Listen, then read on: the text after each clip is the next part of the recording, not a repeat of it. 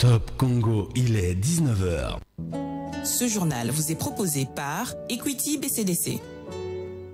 Top Congo FM 88.4, première radio d'information en République démocratique du Congo. Comment la Senco pense organiser un audit du fichier électoral et avec quelle expertise, face à face spéciale à suivre juste après ce journal avec Monseigneur Donatien Cholet, le porte-parole de la conférence épiscopale nationale du Congo. Top Congo FM. Les FARDC viennent d'intensifier la traque des éléments de la milice Codeco après l'attaque sur le village lacustre de Gobou du centre de Tchomia dans la province de l'Ituri. 14 personnes avaient été tuées.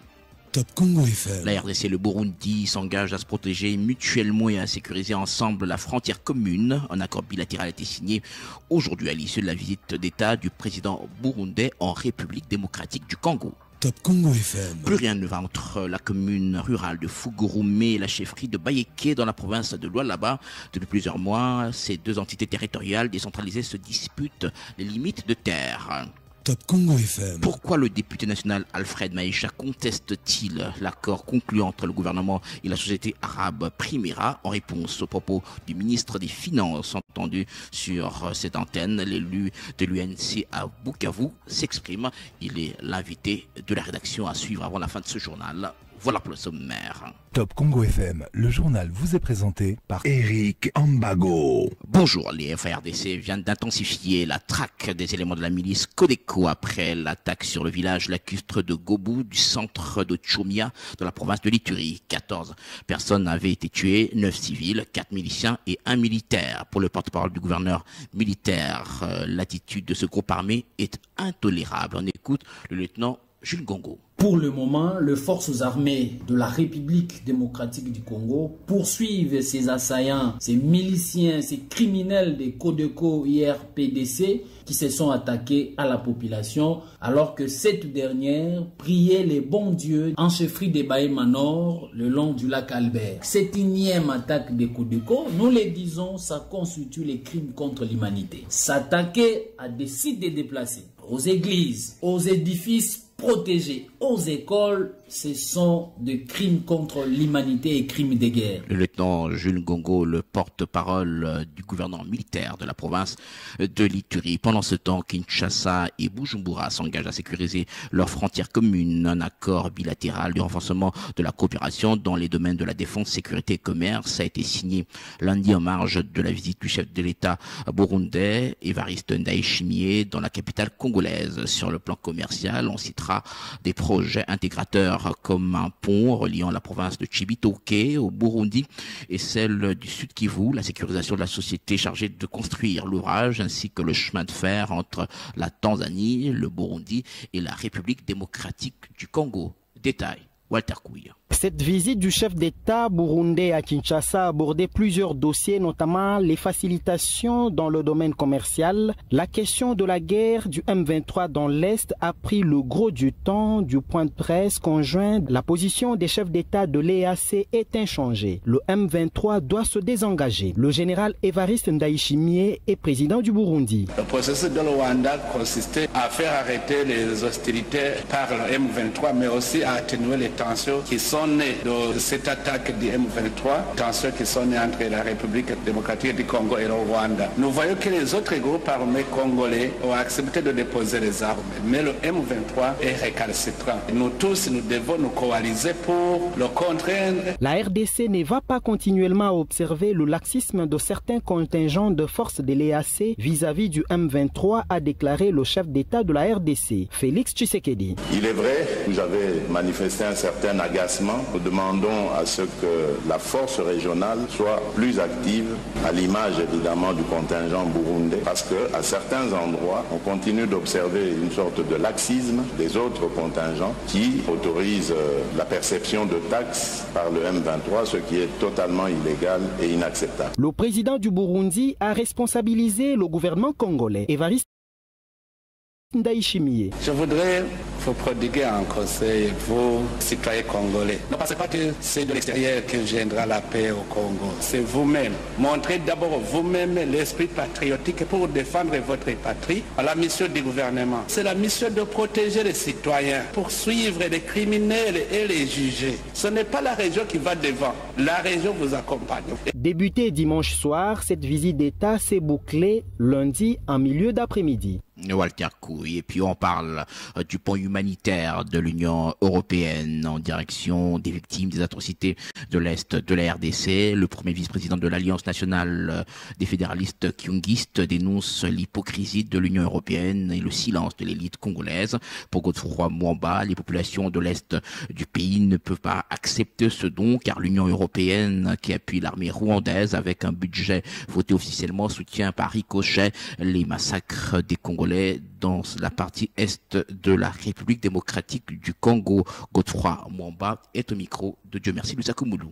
Je voudrais dénoncer l'hypocrisie de l'Union européenne qui, d'un côté, comme tout le monde le sait, finance l'armée rwandaise qui est en train de créer le désordre à l'est du pays et des tueries multiples. Et aujourd'hui, par un acte d'hypocrisie, ils viennent en nous disant qu'ils font un pont humanitaire à l'est du pays. Je voulais en profiter pour que la population congolaise, c'est vrai que nous sommes meurtris, mais c'est aussi vrai qu'à un certain moment, il faut qu'on ait la dignité de ne pas accepter des aides comme celles qui viennent. Je voudrais aussi dénoncer le silence coupable de l'élite congolaise. Pourquoi personne ici ne fustige ce comportement de l'Union européenne? Donc j'en invite à la population de l'Est de ne pas prendre cette aide, soi-disant aide humanitaire, mais qui en fait c'est une petite consolation dans l'hypocrisie de l'Union européenne. Vraiment, c'est une conscience chargée qui fait qu'aujourd'hui l'Union européenne veut se dédouaner. Mais elle va se dédouaner devant qui? Mais pas devant une conscience éclairée comme la nôtre. C'est pourquoi j'invite la population de l'Est du pays de récuser cette aide soi-disant humanitaire, mais qu'en fait c'est un acte de criminel qui vient au lieu de son crime. Godefroy Mwamba de l'Alliance nationale des fédéralistes kyungistes. Pendant ce temps, le gouvernement provincial du Maniema vient d'apporter une assistance aux militaires du camp Luama et une nouvelle recrue du centre de formation commando Jéricho. Un lot important de moustiquaires et médicaments leur a été remis à l'issue d'une cérémonie à l'esplanade du camp Luama. Pour le gouverneur intérimaire Afani Idrissa, cet appui aux hommes en uniforme est une manière d'accompagner les efforts du président de la République de doter le pays d'une armée forte et capable de protéger son intégrité. Afani Idrissa. Nous avons pris la décision, après avoir reçu les rapports du commandant de la 33e région militaire, que nos vaillants combattants des forces armées de la République démocratique du Congo qui sont en formation dans les centres de formation de Luama et Jéricho passent une situation calamiteuse à cause du paludisme. Au nom du président de la République, chef de l'État, son Excellence Félix Antoine Tshisekedi Tshilombo, et commandant suprême des forces armées de la République démocratique du Congo, et à son instruction personnelle, en tant que son représentant, nous avons pris la résolution de doter nos forces armées de la République démocratique du Congo qui sont en formation des intrants antipaludiques. Ces intrants, c'est pour épargner le vie humaine et rendre plus efficaces nos éléments qui sont en formation. Le pays a besoin des éléments fraîchement formés pour éradiquer cette guerre ignoble qui cause la mort de nos compatriotes. Afani Idrissa, le gouverneur intérimaire de la province du Maniema à Kinshasa, on parle de la crise à la tête de cette ville-province. Le vice-gouverneur Gérard Moulumba peint un tableau très sombre de la gestion de la capitale. Pour lui, rien ne va. Contacter l'hôtel de ville, lui demande de démissionner et de retourner à l'Assemblée provinciale pour interpeller le gouverneur au lieu de se livrer en spectacle. Détail dans ce dossier signé Barik Bema. Les vice-gouverneurs de la ville de Kinshasa dénoncent les non-paiements des ministres et les membres de leur cabinet depuis 26 mois. Même sort pour les 435 policiers affectés à l'hôtel des villes. Dans un post relayé sur ses comptes Facebook et Twitter, dont il a confirmé l'authenticité à Top Congo FM, Gérard Moulumba déplore également l'absence des conventions médicales pour la couverture santé des agents administratifs de l'hôtel des villes. Les soins ne sont ni pris en charge ni remboursés. Gérard Moulumba, vice-gouverneur depuis mai 2022, avoue qu'il n'y a eu que 2 conseils des ministres depuis qu'il est en fonction. C'est une aberration dans une ville dont la population équivaut à 2 fois la population du Gabon. Pendant ce temps, il y a des nominations en toute camaraderie et en violation des us et coutumes. Il révèle que le gouverneur arrive au bureau aux heures et jours qui lui conviennent et passe l'essentiel de ses instructions au téléphone. N'ayant que 2 camions, la société Raskin n'a reçu aucun frais de fonctionnement depuis l'accession du gouverneur à la tête de la ville. Donc, depuis le gouverneur Kimbuta, pas de carburant, pas d'achat d'engins neufs, ni de camions pour assurer la salubrité, déplore encore le vice-gouverneur de Kinshasa. Il y a seulement 4 camions anti-incendie qui ne se déplacent que si la victime assure les carburants. Dans la majorité des cas, ils arrivent tellement tard que c'est pour la figuration. Au demeurant, depuis le gouverneur Kimbuta, ils n'ont jamais reçu de frais de fonctionnement. Gérard Moulumba révèle que la ville de Kinshasa est fortement endettée. Certains beaux résiliés des services de la ville en procédure de déguerpissement. Les gouverneurs, l'autorité des rendez-vous manqués ne communiquent que sur des faits divers, aucune communication des crises. La ville ne parle pas à ses administrés et ces derniers ne voient aucune perspective. Dans ces cinglants réquisitoires, Gekoko promet de parler sous peu. En attendant, n'ayant pas la question financière dans mes attributions, mes larmes coulent pour mes administrés. Contacté, l'hôtel de ville de Kinshasa promet de se prononcer très prochainement. En attendant, le vice-gouverneur de la ville de Kinshasa, Gérard Moulumba, est exhorté à démissionner, retourner à l'Assemblée provinciale pour initier une motion contre le gouverneur Jean-Tini Ngobila parce que, selon la même source, ces spectacles désolants qu'il livre actuellement ne cadrent pas avec ses fonctions de vice-gouverneur. Barik Bouima, on parle politique à présent avec le parti Lumumbiste unifié qui se prépare déjà pour les élections de décembre. C'est dans ce contexte qu'il a organisé une rencontre avec toutes les structures de base de sa formation politique à la cité du Fleuve dans la commune de Limete. Rencontre présidée par Willy Makiachi, secrétaire général et chef du parti. Il a fait la restitution sur le recrutement des candidats députés nationaux et provinciaux. Le président du groupe parlementaire A.C. Palu a à cette même occasion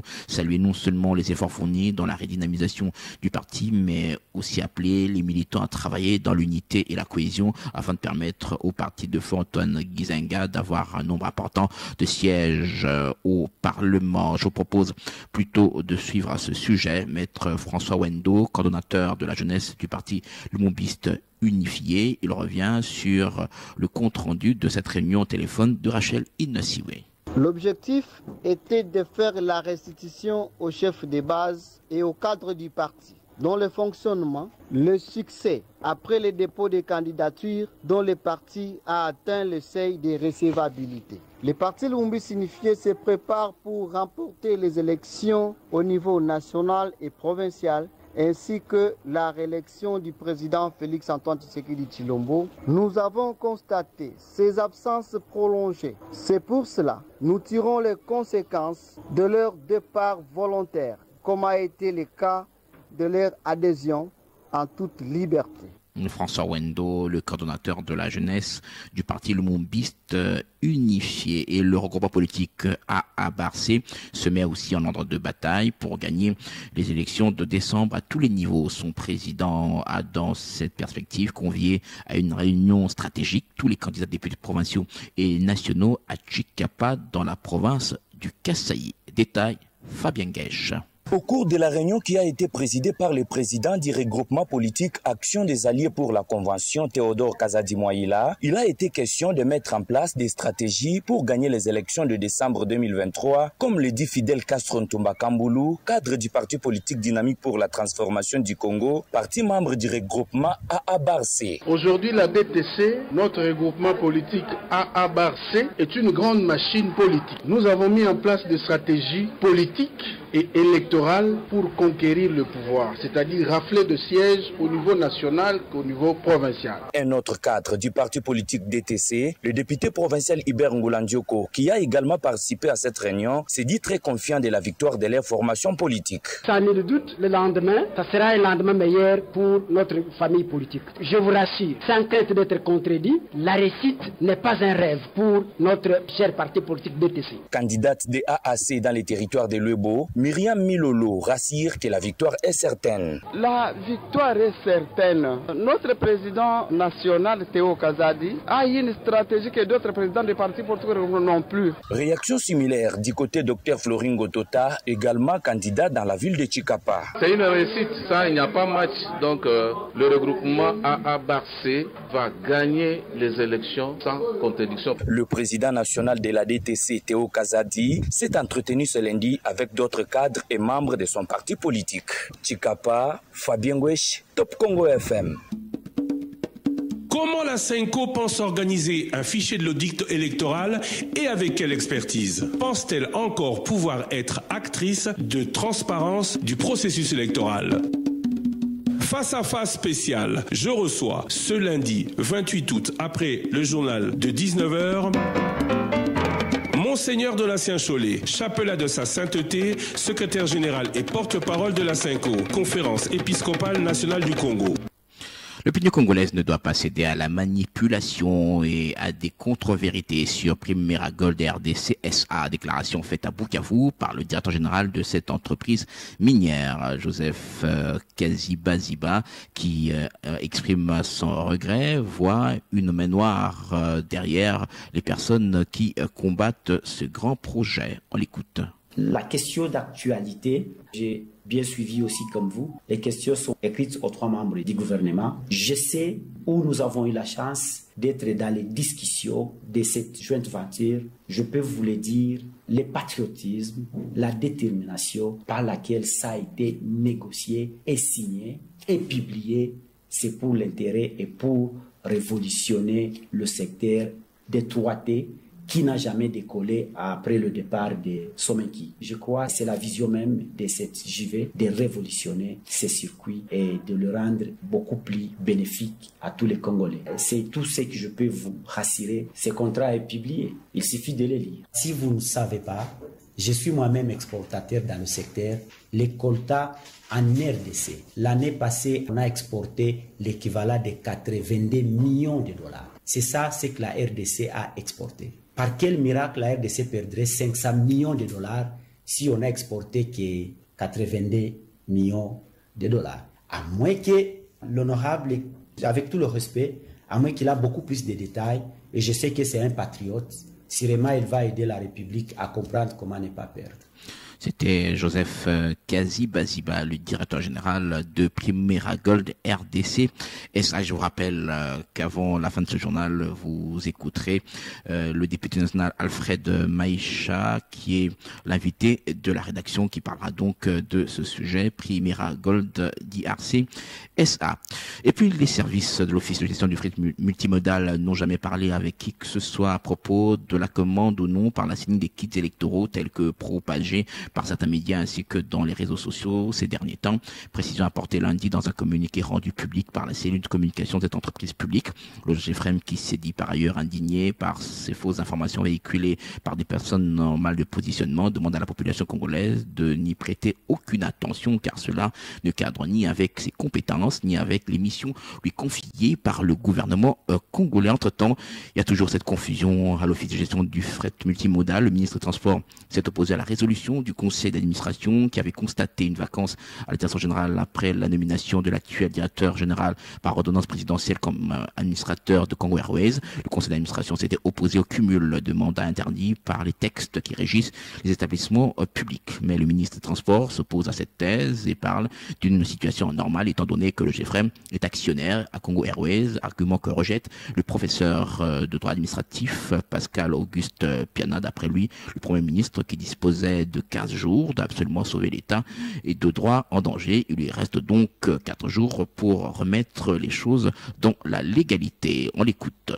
On constate que le ministre a violé intentionnellement les dispositions du décret numéro 13/055, notamment les articles 22 et 31 de ces décrets-là portant statut des mandataires dans les entreprises du portefeuille de l'État.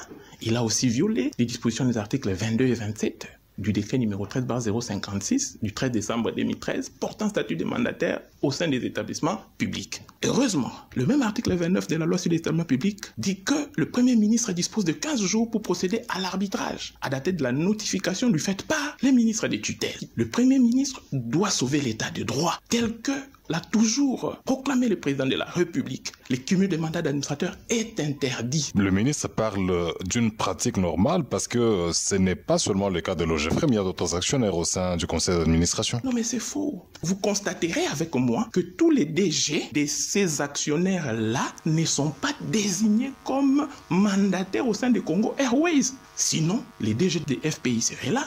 Les DG de SNC seraient là, les DG de Camine seraient là, les DG de RVA seraient là. J'ai lu quelque part dans la presse qu'il serait, entre guillemets, en train de protéger les intérêts de sa famille politique. Je ne cite pas le nom. Puisqu'il y a donc conflit d'intérêts, il serait de bonne loi que le dossier OGFREM soit traité par la vice-ministre des Transports dans le respect du décret loi portant code de bonne conduite des agents publics de l'État, notamment l'article 11.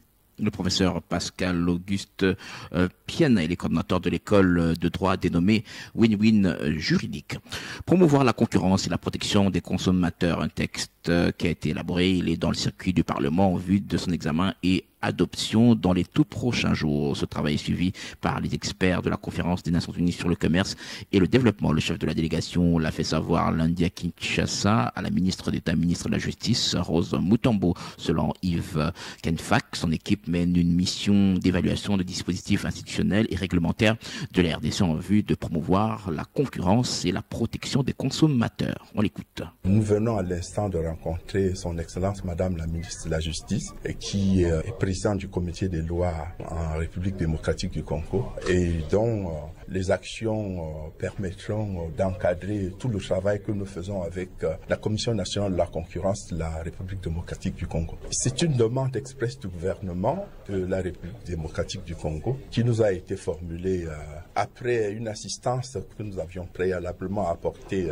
au gouvernement congolais dans le cadre d'un programme régional sur le renforcement de la concurrence et de la protection des consommateurs en Afrique centrale et qui avait été déployé entre 2017 et 2019. C'est à la suite du travail commencé dans le cadre de ce programme que nous avons été sollicités par le gouvernement pour poursuivre ce travail en vue de développer et consolider les dispositifs pour promouvoir la concurrence et la protection des consommateurs en RDC. Dans le domaine de la concurrence, un texte a été élaboré, il a été adopté en 2018. En ce qui concerne la protection des consommateurs, le texte qui a été élaboré est actuellement, d'après les informations que nous avons reçues, dans les circuits de la Chambre haute et de la Chambre basse, en vue de son examen pour une adoption très certaine dans les prochains mois.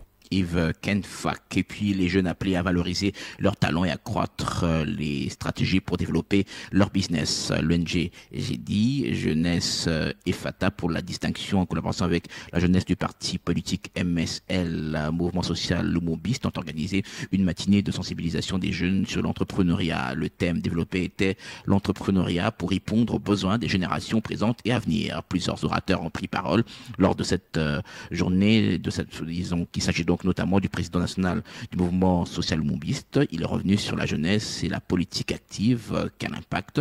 Norbert Ezadri a à cette occasion appelé les jeunes Congolais à se réveiller et à oser. On écoute tour à tour la coordonnatrice de l'ONG GEDI, Jeunesse et FATA pour la distinction, et le président du MSL, Norbert Ezadri. Ils sont au micro de Cécile Combat.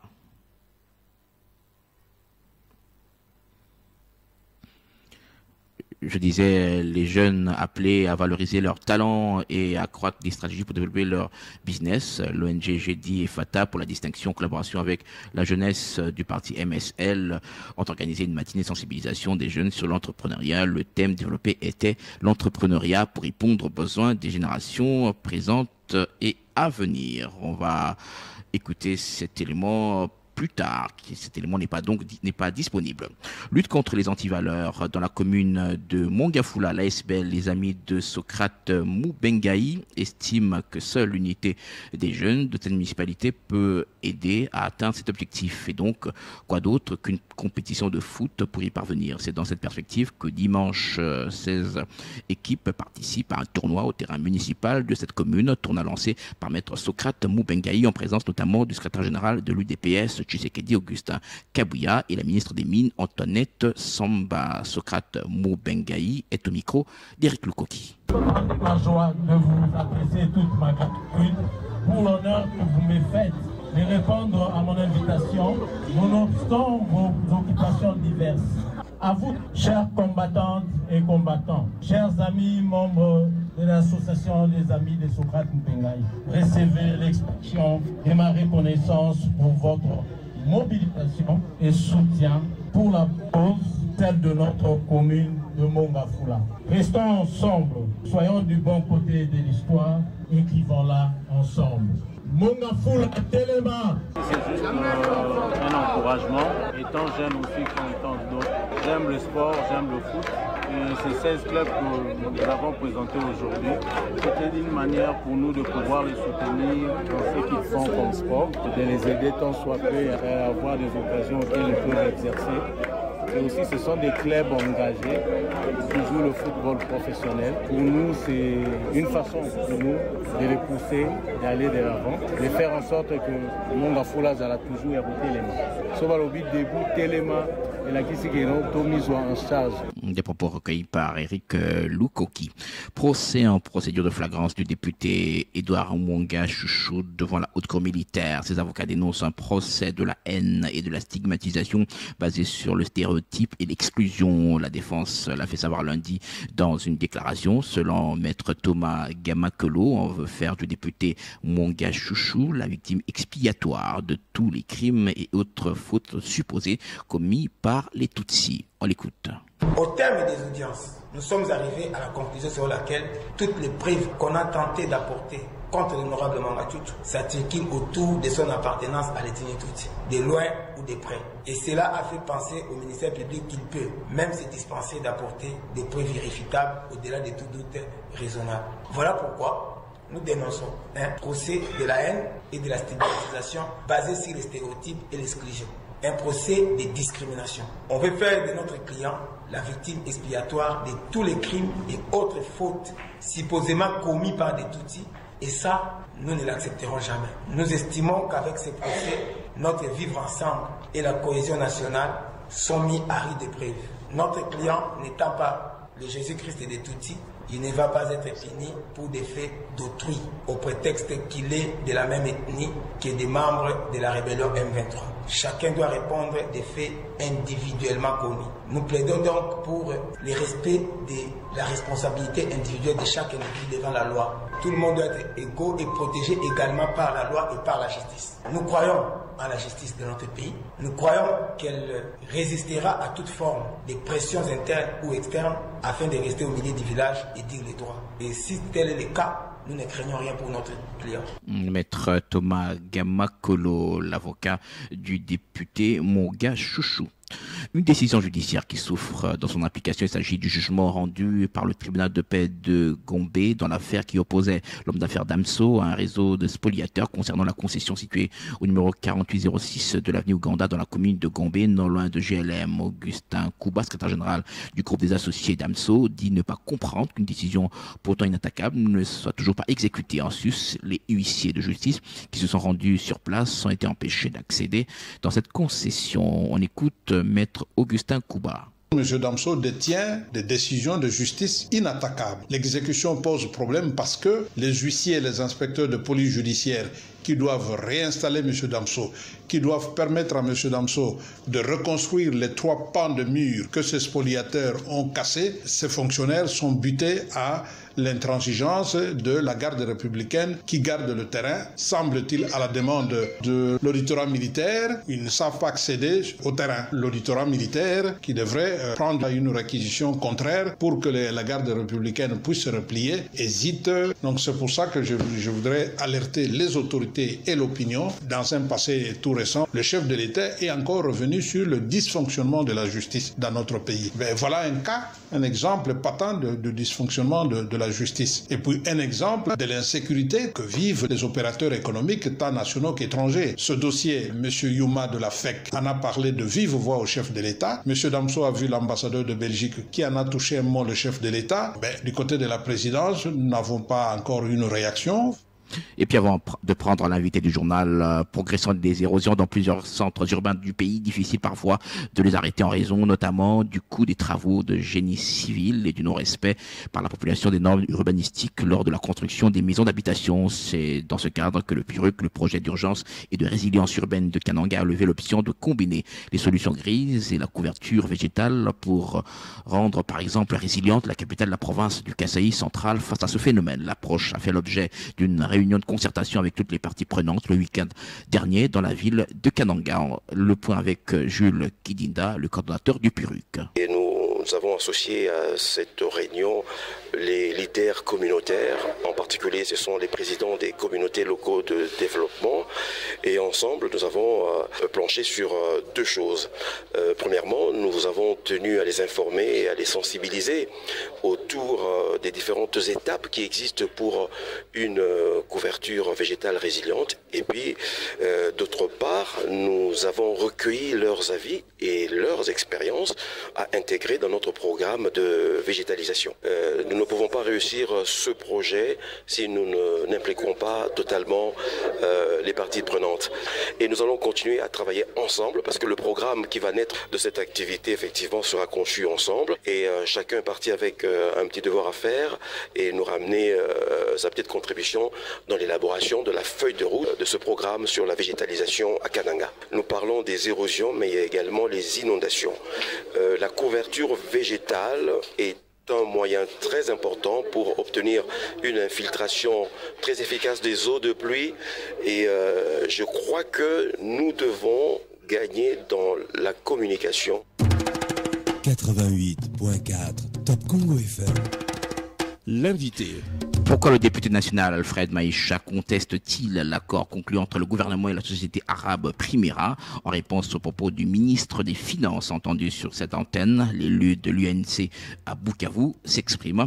Il répond aux questions de Christian Lusakweno. Honorable Maïcha Bichobiri, bonjour. Bonjour, c'est Christian. Député UNC Bukavu Sud Kivu, porte-parole d'ailleurs du parti de Vital Kamerhe, vous vous opposez à ce contrat Primera conclu entre cette société d'Arabie Saoudite et le gouvernement de la République démocratique du Congo. Vous réagissez aux propos du ministre des Finances qui dit qu'il n'y a pas exclusivité et qui ne dit que du bien de ce contrat. Quels sont vos griefs?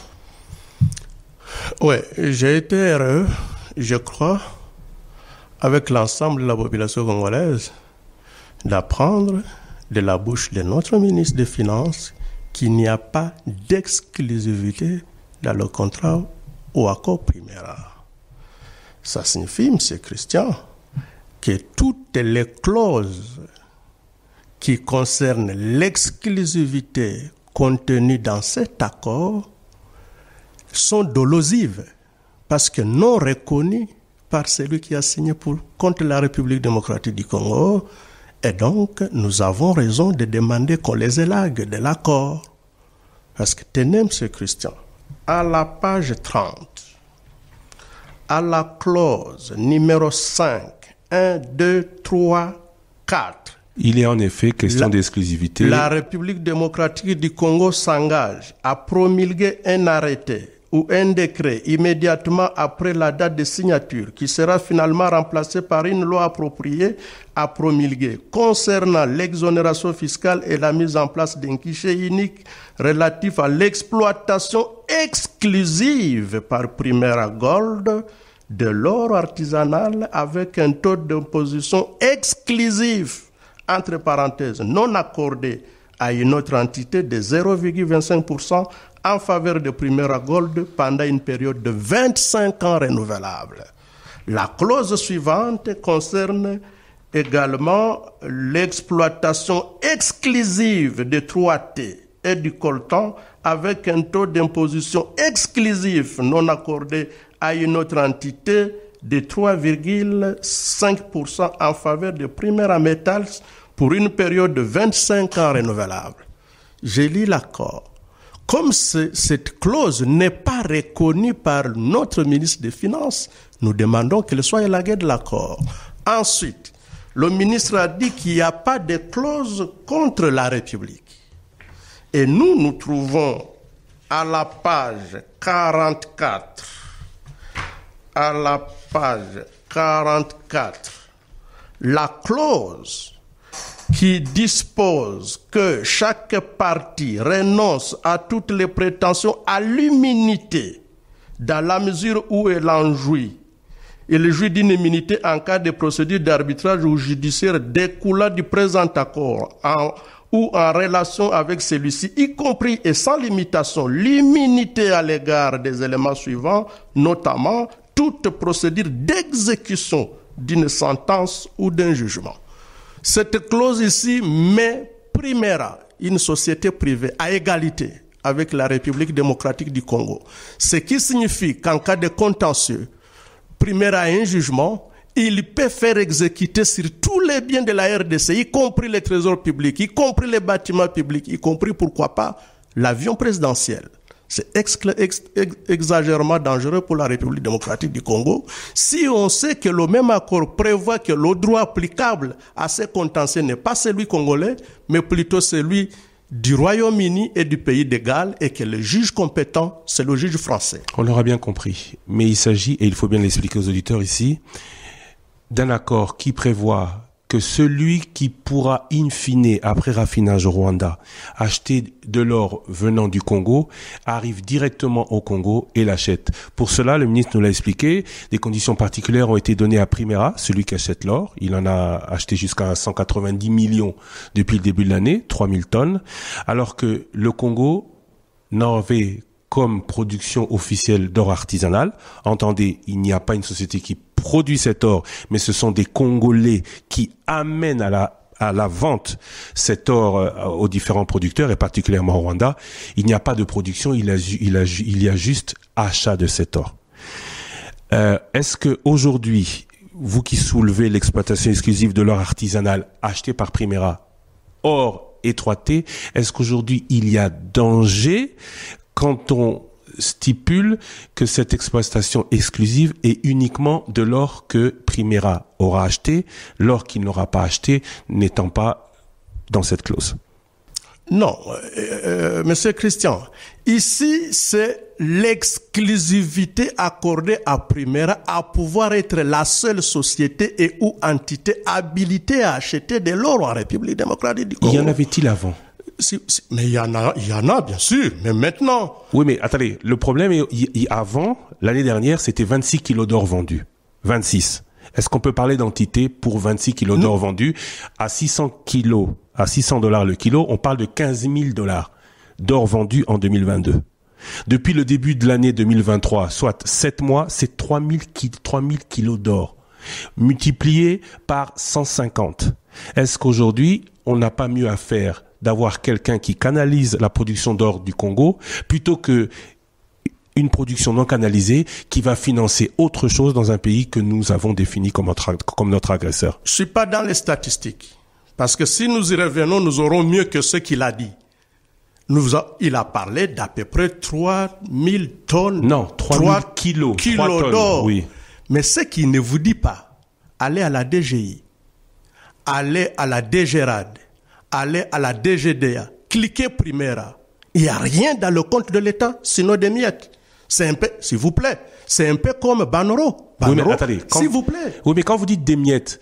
Sinon des miettes. Oui. Parce que là où le Congolais paye 10% de la valeur marchande à l'exploitation, Primera paye 0,25% pour l'or, s'il vous plaît. Attendez, pour les 3T. Ce qu'il faut comprendre, et c'est là où je dis qu'il faut tout dire aux auditeurs. Ouais. Quand on parle aujourd'hui de la taxation imposée à Primera, de l'ordre de 0,25, pourquoi les Congolais allaient vendre au Rwanda? Parce que la taxation au Rwanda est inférieure à 1%. Entendez, sur 26 kilos d'or, à 1%, ça veut dire il y a 0,26 $ par kilo perçu par l'État. Ce qui correspond pour 26 kilos d'or à moins de 10 000 $. Aujourd'hui, parler de ces 3000 kilos d'or, ce n'est pas beaucoup d'argent, c'est équivalent 75 fois 640, entendez, maximum 50 000 $. Aujourd'hui en termes de taxes. Mais c'est beaucoup plus que les moins de 1000 $ d'hier. Alors, en quoi cela gêne-t-il le député que vous êtes, élu du Sud Kivu, parti, certes pas sous état de siège, mais depuis 25 ans, perturbé par ces exploitations de matières précieuses, que le gouvernement décide d'appliquer une stratégie ciblée pour rompre cette exploitation illicite qui alimente la guerre. Non, c'est Christian, nous devons éviter de tout justifier par le Rwanda. Sinon, même demain, quelqu'un n'aura pas payé les minéraux de son enfant, il dit ça allait profiter au Rwandais. Non. Je le dis tout le temps, le taux de douane au Congo est le plus cher dans la région.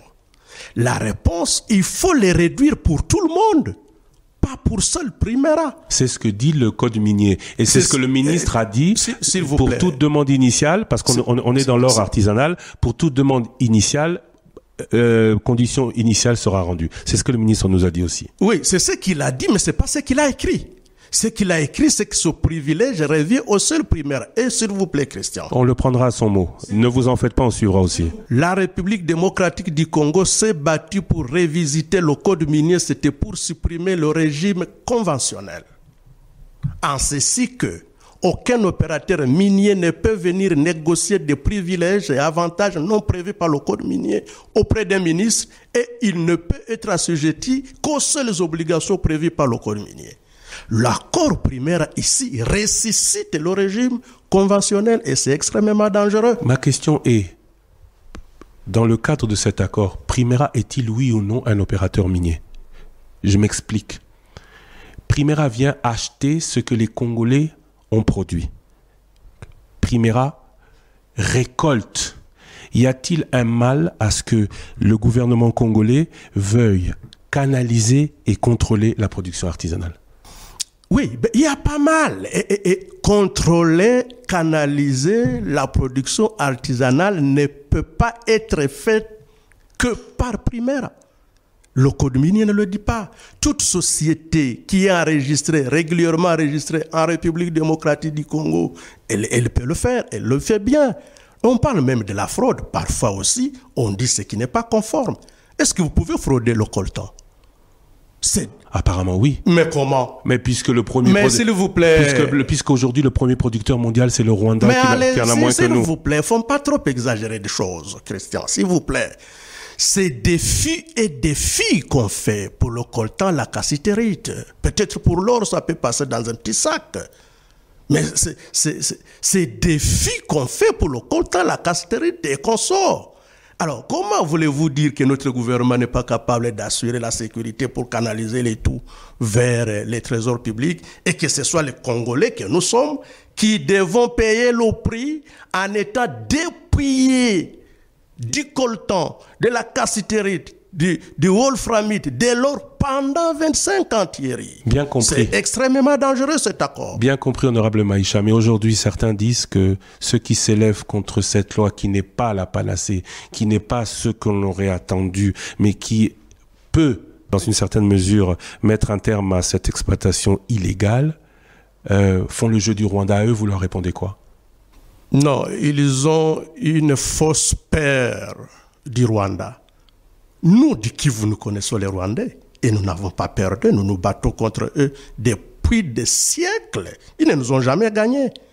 On ne peut pas ne pas arranger même sa parcelle et dire que parce que ça allait profiter aux Rwandais. Non, c'est eux plutôt ceux qui disent ce genre de discours.